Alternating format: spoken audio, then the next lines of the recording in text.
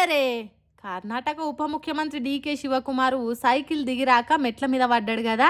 బాగా రువ్వడితో వచ్చి పడితే దెబ్బలు దాకేటి కానీ చిన్నగానే సినిమాల స్లో మోషన్లు ఉన్నట్టు మెట్ల మీద పడ్డాడు. ఆ సైకిల్ పాడై శివకుమార్ చిన్నప్పుడు దొక్కిన సొంటిది కాదాయే. ఇప్పటి సోర పోరలు సొక్క తొక్కే సైకిల్ ఆయే. అంతేకాదు అది కరెంటు ఛార్జింగ్ పెడితే రయ్యమని ఉరికే సైకిలు. మరి దాన్ని ఎట్లా నడపాలనో తెలియలేదో, రన్నింగ్లు ఉన్నప్పుడు దిగుడు కుదరకనో మెట్ల మీద పడ్డాడు.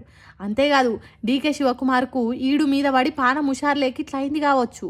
దానికి తోడు కండ్లకు కర్రద్దాలు కూడా పెట్టిండు. కూలింగ్ కోసమనో లేకుంటే చూసేటోళ్లకు సూపర్ అవుపడాలనో తెలియదు కానీ చిమ్మని చీకటుండే కండ్లద్దాలు పెట్టుకున్నాడు.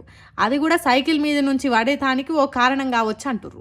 రాజకీయాలకు రాకముందు నుంచే ఏసీ కార్లు, బస్సులు, విమానాలలో ప్రయాణం చేసినోడాయే. ఎన్నడో చిన్నప్పుడు దొక్కిన సైకిల్ మళ్ళీ ఇప్పుడు దొక్కుతున్నాడాయే. అందుకే కాసింత అలవాటు తప్పినట్టు అయ్యే వరకు ఇంత తక్లీఫ్ కావచ్చు.